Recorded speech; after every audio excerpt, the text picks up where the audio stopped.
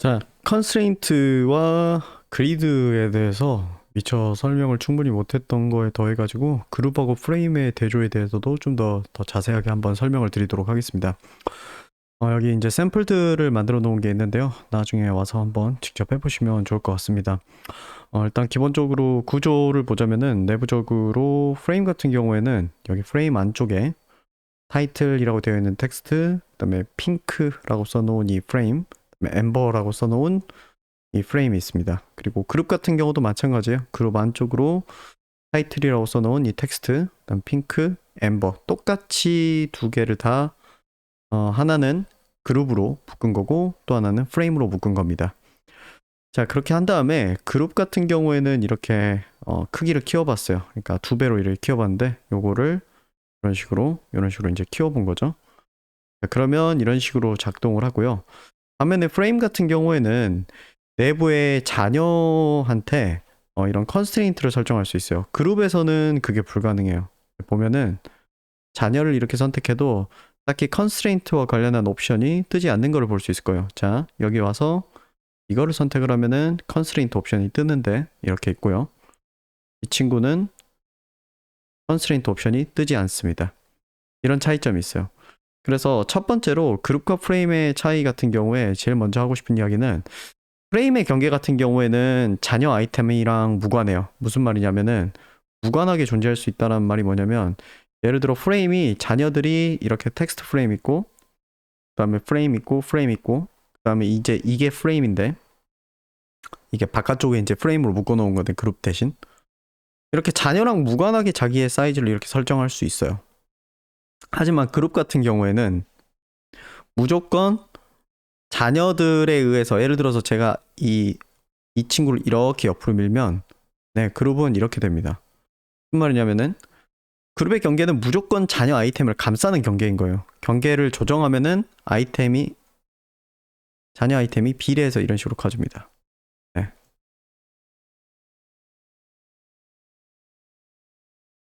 반면에 프레임 경계는 자녀 아이템이랑 이렇게 무관하게 설정할 수도 있다고요. 대신 자녀가 부모에 해당하는 프레임의 경계랑 관계를 맺을 수가 있어요. 이거에 대해서 사실 뭐 이제 그룹에 대해서는 이렇게 있고 이 친구를 이렇게 해가지고 복사해가지고 이렇게 해보면 이렇게 된다. 그리고 심지어 이 경계라는 것마저도 이렇게 조정을 하면 경계가 이렇게 바뀐다. 즉 어찌 보자면 그룹의 경계, 그룹의 이 경계선이라고 하는 거는 자녀들에 의해서 굉장히 종속돼 있다라고 볼 수 있어요. 반면 프레임 같은 경우에는 그렇지 않다라는 거죠. 이렇게 독립적으로 이렇게 존재할 수 있다는 거죠. 다만 자녀들이 이 컨스트레인트라는 것을 통해서 부모의 경계선과 자녀의 간의 어떤 상호적인 이제 관계를 설정할 수 있다는 겁니다. 자, 그래서 제가 그 예시에 해당하는 것들을 이렇게 쭉 만들어 놨는데, 요거는 이제 필요가 없어서 지워놓으면 될 것 같고요.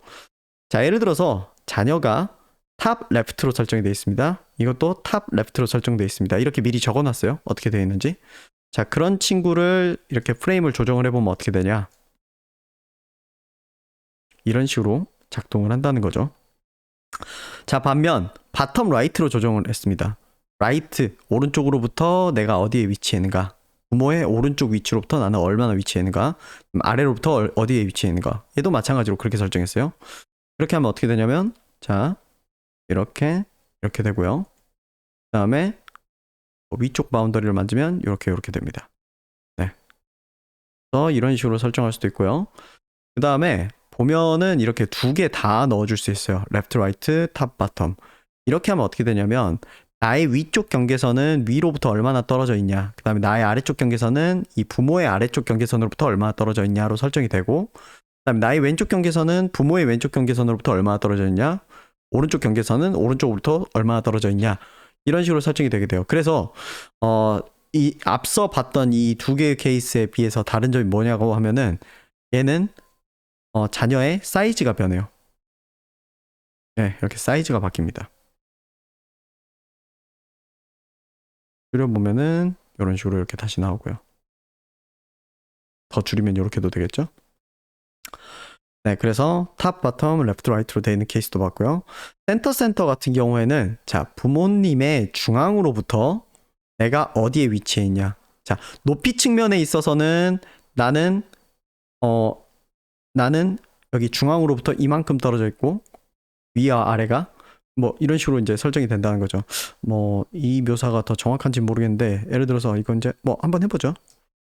뭐 센터로 설정은 했는데 막상 이 친구가 센터에 있는 건 아니란 말이에요. 자, 이 상태에서 아래를 늘려보면 이렇게 되고 가로로 늘려보면 이렇게 되고요. 자, 계속 중앙을 기준으로 내가 상대적으로 어디에 위치해 있는가가 딱 이렇게 남아있게 되고 뭐 사이즈나 이런 거가 바뀌는 건 아니죠. 자, 스케일 같은 경우에는 부모와 나와의 그 프로포션에 의해서 그 프로포션 감을 유지하는 걸로 이렇게 바뀝니다. 그래서 Shift 누르고 이렇게 하면은 이런 식으로 이렇게 바뀌죠. 그냥 이렇게 해보면 이런 식으로 바뀌고요. 그래서 이렇게 된 경우에는 사실 이 그룹이랑 똑같다라고 보시면 될 것 같아요. 그룹하고 정확히 똑같은 결과를 보여줄 거예요. 제가 지금 여기에다 해놓은 건 정확히 2배를 한 거거든요. 얘도 2배를 한 거고, 그리고 그래서 이거를 갖다 놔보면 모양이 아예 똑같은 걸 볼 수 있을 거예요. 가운데 벌어진 정도도 똑같죠. 자, 그래서 자 여긴데요. 4번 먼저 한번 이야기해 볼게요.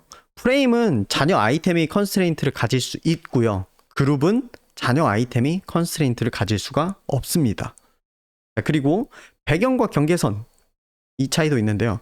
자, 그룹은 자기가 무슨 배경색을 가지거나 혹은 밖에 스트로크를 가질 수가 없어요. 반면 프레임은 그게 가능합니다.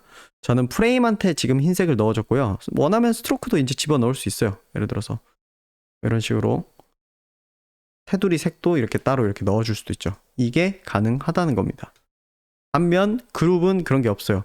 왜냐하면 전적으로 사실 여기서 이야기했던 이유 때문이에요. 그룹의 경계는 자녀 아이템을 감싸는 그 경계일 뿐인 거지 이거 자체가 무슨 별도의 개체인 게 아니란 말이에요. 그냥 말 그대로 얘네 세 개를 묶어주기 위한 그냥 뭐 본인이 특별히 색깔도 갖는 것도 아니고 경계를 갖지도 않는 그런 거란 말입니다. 그래서 여기 3번에 해당하는 그 내용이 생기고요. 그 다음에 두 번째 클리핑. 자, 프레임 같은 경우에는 프레임 경계를 벗어난 자녀 아이템이 보이지 않게 클리핑할 수 있습니다. 자, 그래서 예를 들어서 지금 이거 같은 경우에 저는 다 키우는 방향으로만 했잖아요. 좀 이렇게 줄여볼게요. 이렇게 한 다음에 자, 이 부모에 해당하는 프레임한테 클립 컨텐츠를 누르면 이런 식으로 잘립니다. 클리핑이 발생합니다. 자, 이게 가능해요. 프레임은. 근데 그룹은 자, 위에서 이야기했듯이 그룹 자체는 그 경계가 자녀 아이템을 감싸는 경계라는 거예요. 언제나. 그래서 예를 들어서 뭐 이 친구를 밖으로 보낼래 라는 건 불가능해요. 왜?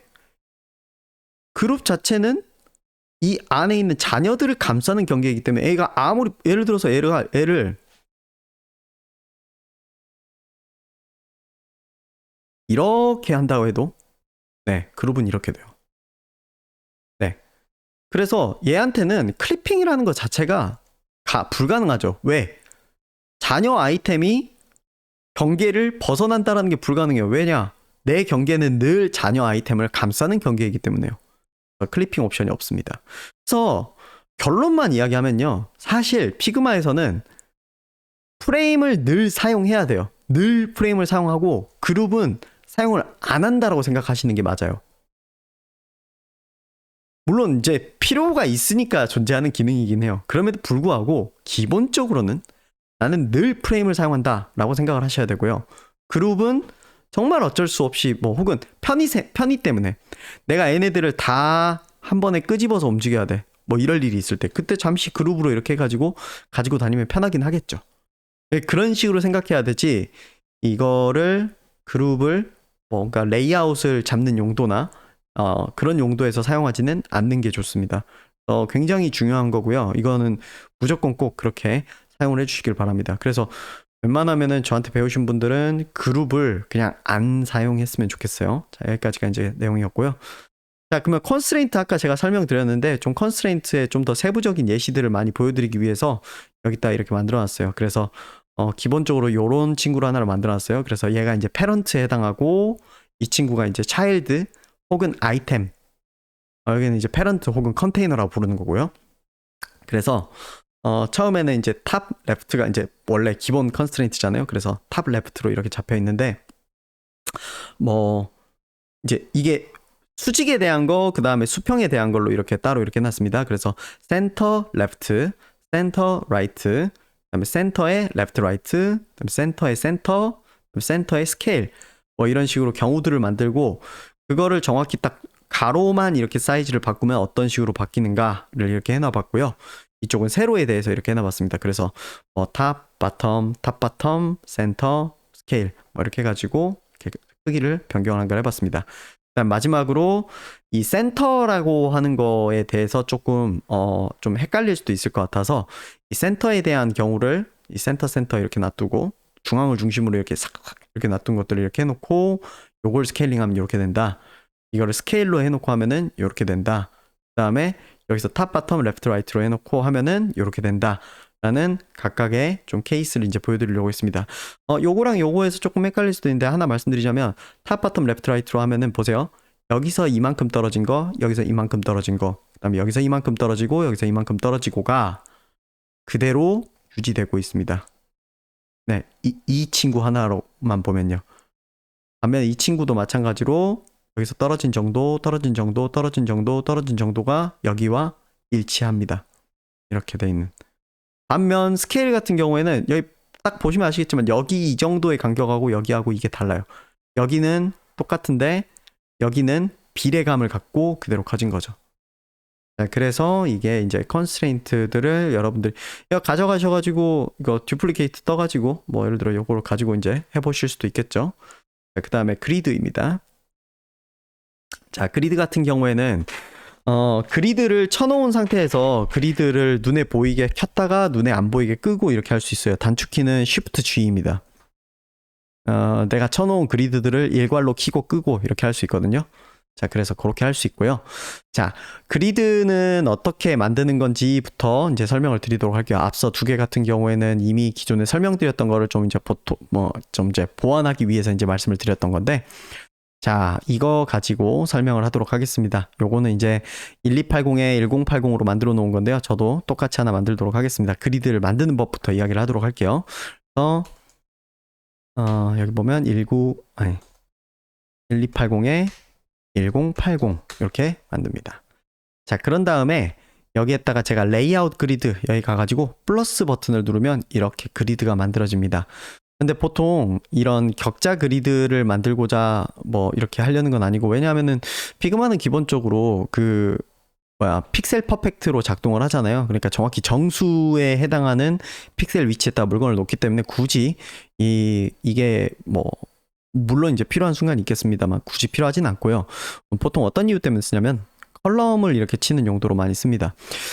웹에서 로우보다 컬럼 그리드를 많이 치는 이유는 기본적으로 웹에서 우리가 사용하는 게 많이 보는 게 텍스트이기 때문이에요. 그리고 텍스트의 특성이 왼쪽에서 오른쪽으로 흘러가기 때문에 그래서 이 폭에 대한 부분이 좀 중요하게 작용한다라고 할 수 있습니다.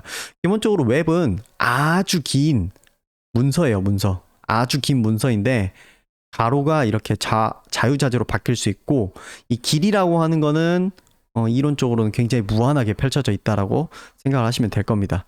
자, 그런데 여기다 이제 그리드를 만든다라고 할 때 그리드를 어떻게 만들면 되냐? 자, 이렇게 눌러보시면은 여기서 바꿀 수가 있어요. 첫 번째로 컬럼이 몇 개가 있게 할 거냐? 저는 12개로 해보도록 하겠습니다. 12개고, 그 다음에 컬러는 이제 이렇게 오버레이 됐을 때 약간 투명도를 갖고서 어떤 식으로 이제 될 거냐? 기본값이 빨강에 이제 10% 투명도를 가지고 있고요.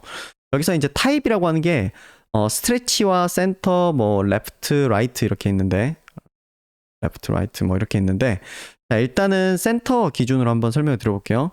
센터로 이렇게 하면은 이 그리드는 무조건 자기가 이제 이 그리드의 사이즈라고 하는 거는 크게 두 가지 요소가 있는데, 이 핑크색에 해당하는 영역을 컬럼이라고 하고요. 가로 용도 기준에서 여기가 이제 컬럼이고, 컬럼하고 컬럼 사이의 간격을 거터라고 이야기를 해요. 이건 뭐 이제 타이포그래피나 뭐 이런 시간에 아마 배울 건데, 그래서 여기서 예를 들어서 이 센터를 기준으로 하면은 예를 들어서 내가 너비를 50으로 한다.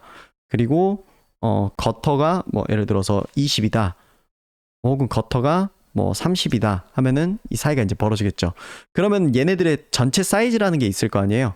그런 상태에서 사이즈가 만약에 내가 여기 그리드가 위치하는 그 영역보다 내가 이 전체 그리드 사이즈가 12개와 그 다음에 이 간격들을 합친 것의 사이즈가 좀 작다. 그러면은 어떻게든 가운데에다가 이렇게 위치시켜 주는 거예요. 큰 경우에는. 근데 만약에 이거가 내가 이거보다 더 작아진다. 프레임이. 그러면은 이런 식으로 되죠. 그럼에도 불구하고 꾸준히 이렇게 가운데를 유지하려고 하는 이런 스타일로 작동하는 게 센터입니다. 반면 스트레치라고 하는 옵션도 있어요. 스트레치 같은 경우에는 이 핑크색 영역의 사이즈를 이야기하지 않아요. 핑크색 영역의 사이즈를 이야기하지 않고 대신 거터라고 해가지고 이 간격과 그 다음에 마진은 뭐냐면 이게 극단적인 값을 잡으면 여러분한테 확 보일 건데 100을 잡으면 좌우에서 100 떨어진 위치만큼, 그래서 여기서부터 여기까지를 무조건 가득 채웁니다. 여기에 간격을 30으로 해서.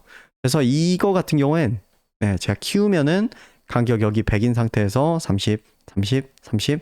그다음에 이 핑크색은 이제 계속 사이즈가 바뀌죠. 이런 식으로 작동을 하는 겁니다.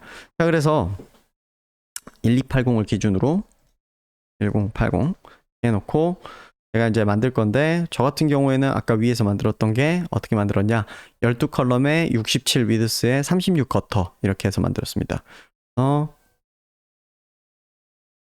이거를 픽스드로 만들었거든요. 센터로 해서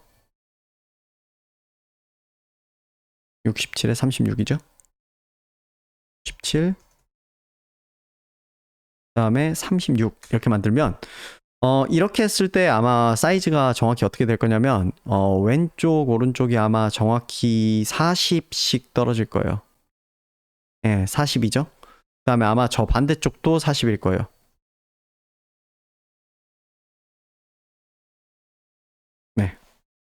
정확히 딱 40이 나오는 걸 볼 수 있습니다.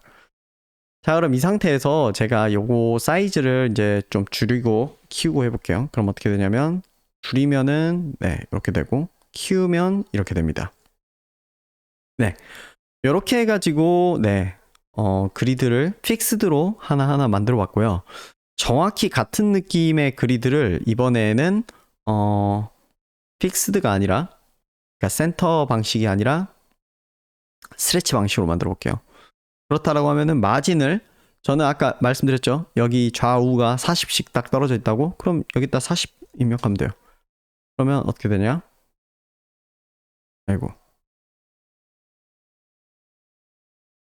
왼쪽 0.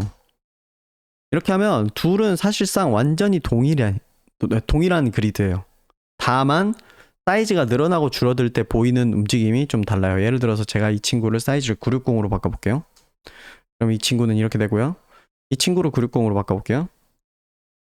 그럼 이거는 이렇게 됩니다. 자, 어떤 차이가 있냐? 얘는 960이 되더라도 여전히 좌에서 40, 오른쪽에서 40 떨어뜨린 다음에 이 분홍색 영역의 사이즈가 몇일지는 저는 뭐 계산해보면 알 수 있겠지만 저는 직관적으로는 알 수 없어요. 그리고 이 흰색 영역은 36일 거라는 거는 알 수 있죠. 자, 반면 위는 어떻습니까? 이거 같은 경우에는 이 핑크색 영역이 제가 아까 67로 잡았던 거요. 이 핑크색 영역이 67일 거라는 걸 확실히 알아요. 그리고 이 간격이 36이라는 것도 확실하게 알아요. 그렇지만 여기 이 부분이 뭐 이렇게 잘리는 거, 그 다음에 여기에 12개가 들어오지 못한다는 거, 원래는 12개로 잡았는데 지금은 아마 하나, 둘, 셋, 넷, 다섯, 여섯, 일곱, 여덟, 8개 있고 9개가 잘려 있고 그 다음에 10개째도 잘려 있죠. 그래서 이렇게 배치된 상태가 되는 거예요.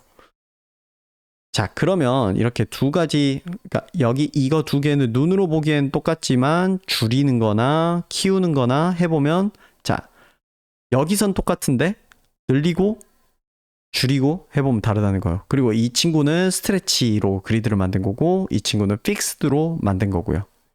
그러면 일반적으로 홈페이지를 디자인할 때는 실제로 그리드를 어떤 식으로 치냐면, 이 두 개를 좀 짬뽕하는 방식으로 칩니다. 자, 오른쪽에 있는 이거 같은 경우에는 마찬가지로 이 친구도 정확히 오른쪽에서 40, 오른쪽에서 40, 그 다음에 뭐 이제 여기 이 간격 같은 경우에 36, 그 다음에 아마 지금 딱 그 1280 사이즈일 때 기준으로 아마 이 핑크색 영역도 정확하게 67일 거예요. 그런데 줄였을 때는 리스폰시브랑 똑같은 방식으로 이를 줄어들고요. 늘렸을 때 어떻게 작동하냐면 자, 이 방식은 좋긴 한데 늘렸을 때 여기까지 가버리는 게 오히려 문제가 될 수도 있어요. 한없이 커진다는 게. 네. 커질 때는 이 방식이 좋아요. 근데 작아질 땐 이 방식이 좋아요. 네, 그래서 이거를 혼합하는 방식으로 이런 식으로 만들 수도 있습니다. 물론 요거를 만들기 위해서는 제가 이제 이 안쪽에 오토 레이아웃이라는 기능과 그래서 여기에다 오토 레이아웃을 통해서 프레임을 하나를 치고 이 프레임의 안쪽에다가 이제 그리드를 친 거거든요. 그래서 이 프레임은 오토 레이아웃을 통해서 있는 거 안에다가 이렇게 한 거란 말이에요. 그래서 좀 앞으로 이제 여러분한테 더 알려드려야 될 것들이 좀 더 있긴 한데, 뭐 이런 식으로 할 수도 있다. 그래서 늘어나는 데 있어서는 픽스드 그리드 같은 느낌을 적용을 하고, 그 다음에 줄어드는 데 있어서는 리스폰시브 그리드 같은 느낌을 적용을 하고, 그 다음에 뭐 이제 특정 사이즈, 내가 기준으로 삼았던 사이즈 기준으로는 뭐 픽스든지 리스폰시브든지 어차피 모양이 똑같으니까 그런 느낌으로 할 수 있는 이런 방식도 있습니다. 그래서 이거는 오토 레이아웃 나중에 배우고 할 때쯤 해가지고 다시 한번 또 말씀을 드리도록 할게요. 이런 식으로 할 수 있다는 거를. 그래서 그리드 치는 법을 한번 말씀을 드렸고요. 자, 그리드 칠 때 제가 유용하게 쓰는 게 이거입니다. 뭐냐면은 여러분 그리드를 칠 때 예를 들어서 내가 아까 보면 1280짜리 그리드를 만들 거고 컬럼이 12다. 그리고 마진이 예를 들어 40이다. 그렇다라고 했을 때 거터 사이즈를 20으로 이렇게 잡는다라고 하면은 여기가 이제 딱 정수가 아니게 나올 수가 있어요. 정수가 되는 기준으로 이렇게 하면은 사이즈가 이렇게 모자랄 수가 있거든요. 무슨 말이냐면은 간단하게 좀 계산을 해볼까요? 자, 공간이 다 해서 너비가 1280이에요. 근데 그 중에서 컬럼이 12개고 그 다음에 거터가 그러면 11개란 말이에요. 왜냐하면은 자 보세요. 이렇게 하나, 둘, 셋, 넷, 다섯, 여섯, 일곱, 여덟, 아홉, 열, 열하나, 12개가 있으면은 이 사이니까 이 12개에 비해서 하나 모자른 그 상태란 말이에요. 그래서 거터는 11개일 거고요. 그 다음에 마진은 좌우로 2개가 이렇게 있을 거란 말이에요. 근데 예를 들어서 우리가 마진의 사이즈를 40픽셀로 잡았다. 아이고. 그 다음에 거터는 11개인데 예를 들어서 지금 제가 여기다 적어 놓은 건 20이죠. 20픽셀로 잡았어요. 자, 그러면은 컬럼의 사이즈가 몇이냐 라고 하는 거죠. 자, 그랬을 때 이게 정수로 딱 맞아 떨어지면 좋겠다라는 게 만약 그렇게 되게 만드는 거터 사이즈는 몇이고 뭐 마진 사이즈는 몇이냐 뭐 이걸 이제 막 조율해 보면서 이렇게 하는 거거든요. 이 툴은 그렇게 하기 위해서 이제 만들어져 있는 툴인데 자, 계산을 해볼게요. 1280 마이너스 이게 마진 2개가 이제 40픽셀이니까 80픽셀 빼야 되죠. 그런 다음에 이게 11개니까 20 곱하기 11이니까 220이죠. 그렇게 하면 이렇게 한 계산 결과에다가 이거를 12로 나누는 게 우리 피그마에서는 핑크색인 영역에 아마 그 너비란 말이에요. 근데 이게 정수가 됐으면 좋겠는데 얘는 이제 가장 가까운 정수 81로 했을 때 다 더해보면은 이렇게 1080이 안 되더라 약간 이런 거거든요. 실제로는 몇이었을지 한번 계산기를 한번 돌려보도록 하죠. 계산기를 돌려보면은 1280에서 1280 마이너스 80 마이너스 220 이렇게 하면은 980이 나오네요. 그런 다음에 980을 12로 나누면은 네, 81.66666667이죠. 그래서 그냥 내림한 거예요. 예, 내림해가지고 81 이렇게 이야기를 한 거예요. 그랬더니 그러면은 이게 1, 2, 7, 2밖에 안 된다라는 거죠. 그러면 예를 들어서 이거를 하나, 둘, 셋, 넷 이렇게 올려보면은 네, 1280이 딱 맞죠? 그래서 이거는 한번 계산을 쳐보도록 하죠. 이거는 아마 약간 이렇게 되죠. 1280 마이너스 80 마이너스 24 곱하기 11이니까 240 곱하기 24 더하기 24니까 264인가요? 아마 그럴 것 같아요. 그러면은 한번 계산해 볼게요. 1280 마이너스 80 마이너스 264 나누기 12. 자, 뭔가 잘못한 것 같은데? 40에 24에 11. 24 곱하기 11이면은 24 곱하기 240 1이니까 24를 더해서 64. 네. 이게 맞거든요? 다시 한번 해볼게요. 1280 마이너스 80 마이너스 264는 936 나누기 12는 78. 네, 이렇게 나오죠. 자, 그래서 보면은 1280에 12개의 그리드를 만들려고 12개의 컬럼을 만들려고 할 때 마진이 40인 조건이라고 하면은 거터가 24일 때 딱 절묘하게 이게 정수가 된다라고 하는 겁니다. 그래서 요런 거 저 자주 사용하는 편이고, 그 그리드를 설정할 때 좀 주의해야 되는 어떤 그냥 그리드 자체는 어떻게 디자인돼야 되는가라고 하는 거에 있어서 제가 꼭 말씀드리고 싶은 어떤 중요한 사항은, 여기에 어떤 크기의 글자가 올 거냐에 따라서 이 거터 크기가 어느 정도가 필요하냐가 결정이 돼요. 예를 들어서 내가 굉장히 큰 글자를 운용할 거다라고 하면은 사실 이만큼 글자가 떨어져 있는 정도가 충분하지 않을 수도 있거든요. 근데 지금은 뭐 괜찮은 것 같아요. 근데 더 큰 글자라고 하면은 이게 띄어쓰기 수준으로 이제 그 글자 크기에선 띄어쓰기 수준밖에 안 된다라고 하면 이제 이게 문제가 되죠. 그렇다고 여기 거터가 너무 커지면 어떤 문제가 생기냐면은 한 컬럼의 사이즈가 너무나 좁아지는 나머지 의미가 없어지기 시작하죠. 한 컬럼이라고 하는 게. 그럴 거면은 굳이 12개의 컬럼으로 나눌 필요가 없나? 뭐 6개나 4개의 컬럼으로 나누는 게 낫지 않나? 약간 이렇게 생각을 해야 되는 시점이 이제 온다는 거죠. 그래서 핑크색 영역도 어느 정도 넉넉한 사이즈가 있어야 되고, 반면 이 흰색 거터 공간 같은 경우에는 여기에 올 글자 기준 띄어쓰기만큼이나 좁지는 않지만 그렇다고 너무나 넓지는 않은 정도. 뭐 솔직히 이렇게 말하면 거의 뭐 적당히 해야 됩니다라는 말에 뭐 거의 가까운 이야기지만 뭐 그렇습니다. 실제로 디자인이라는 게 다 그렇죠. 자, 그래서 이런 그리드에 대해서 이제 하나 설명을 드렸고, 자, 그러면 그리드라는 거는 어떤 식으로 써먹을 수 있길래, 뭐 그리드를 치는 법은 지금 쭉 이야기를 했어요. 근데 그리드 뭐 어쩌자고 이걸 하는 건데요. 뭐 이거 빨간색 가이드 있으면은 보기 편해서 그런 건가요? 그래서 그런 건 아닙니다. 자, 여기 보면은 constraint without grid라고 해가지고, 자, 여기에 있는 이 친구들은 제가 이렇게 박스를 프레임을 치고 이 안에다가 그림을 그렸고요. 프레임을 치고 그림을 그렸고, 프레임을 치고 그림을 그렸습니다. 그래서 이 안에 있는 이 그림들은 정확하게 이게 가운데 있게 했어요. 그래 놓고 막상 이 프레임을 부모 대비 위치, 컨스트레인트를 어떻게 잡았냐면 센터로 설정을 했습니다. 네. 그러면 중앙 대비 얼마나 떨어져 있냐, 중앙 대비 얼마나 떨어져 있냐, 얘는 아예 중앙이니까 크기를 키웠을 때 가로로 얘는 정확히 중앙에 있을 거고, 네, 요렇게 될 거예요. 그래서 이걸 이렇게 갖고 와 보면 중앙에 딱 놔 보면 내 위치 관계가 정확히 똑같을 거예요. 네, 중앙 대비 얼마나 멀리 떨어져 있냐로 이야기를 하고 있으니까요. 그런데 제가 그리드를 쳤습니다. 여기다가. 근데 그리드를 어떤 식으로 쳤냐면, 네, 이런 식으로 쳤어요. 좌우 마진이 24고요. 여기 24씩 떨어져 있겠고, 저는 이게 그 센터가 아니라 스트레치 그리드예요. 그래서 넓히면 이렇게 되거든요. 그런데 여기 있는 이 친구한테 센터를 똑같이 줬어요. 얘도 센터로 컨스트레인트가 돼 있고 얘도 센터예요. 근데 그리드가 있으면 이제 어떤 일이 생기냐면, 센터를 하는데 내가 있는 핑크색 영역을 기준으로 여기가 각각 탑, 레프트, 라이트, 바텀, 그 다음에 여기에 중앙이 센터로 작동을 하게 됩니다. 그래서 이거를 사이즈를 바꿔보면은 이렇게 됩니다. 이거랑은 좀 다른 결과죠. 얘는 센터라고 했을 때 부모의 센터이기 때문에 여기서부터 얼마나 떨어져 있냐, 여기서부터 얼마나 떨어져 있냐, 그 다음에 얘는 원래 센터니까 여기 이렇게 되는데, 얘네들은 센터를 이 핑크색 영역의 센터로 잡게 돼요.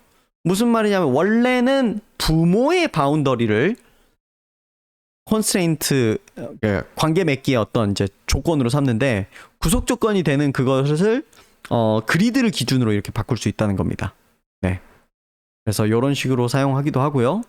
그 다음에 이제 나중에 오토 레이아웃 이야기할 때 이제 한번 말씀드리겠지만, 오토 레이아웃으로 이렇게 양 옆으로 놓는 것도 이렇게 가능한데, 오토 레이아웃을 사용을 하면은 이렇게 서로 다른 비례감, 그러니까 한쪽은 뭐 하나, 둘, 넷, 다섯, 여섯, 일곱, 한쪽은 뭐 8개 컬럼 차지하고 한쪽은 4개 컬럼 차지하는 뭐 이런 거를 오토 레이아웃에서는 할 수가 없어요. 1대1은 가능해요. 그러니까 얘와 얘의 너비가 똑같이 하는 그거는 가능한데, 이런 건 불가능하거든요.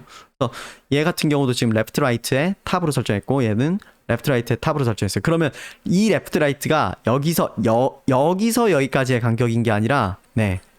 내가 속해 있는 이 핑크색, 가장 가까운 이 핑크색의 왼쪽, 가장 가까운 핑크색의 오른쪽, 그 다음에 위 같은 경우에는 딱히 이게 이제 컬럼 그리드다 보니까 작동을 안 하고 그냥 부모님 기준으로 이렇게 하게 되죠. 그래서 이 친구를 줄이면은 어떻게 되냐? 이렇게 됩니다. 중간 과정을 좀 보여드릴까요? 네, 이렇게 됩니다. 이거는 오토 레이아웃에서도 되긴 돼요. 예를 들어서 오토 레이아웃은 어떤 것까진 되냐면 이건 돼요. 1대1은 오토 레이아웃에서도 됩니다. 네. 그리고 오토 레이아웃이 갖는 더 큰 장점도 있어요. 그거는 이제 오토 레이아웃 알려드릴 때 이제 다시 한번 이걸 비교해서 말씀을 드릴 건데, 요거는 오토 레이아웃에서도 돼요. 양쪽 둘 다 똑같은 사이즈를 가진 상태에서 얘네들이 이렇게 되는 건 가능한데, 이렇게 언이븐한 사이즈, 서로 다른 사이즈인 상태에서 이렇게 느리고 줄이고 했을 때 이렇게 되는 거, 요거는 그리드에서만 되는 거라고 할 수 있습니다. 네, 그래서 오늘 설명 못 드렸던 그리드에 대한 설명까지 추가해가지고 여기서 마무리하도록 하겠습니다.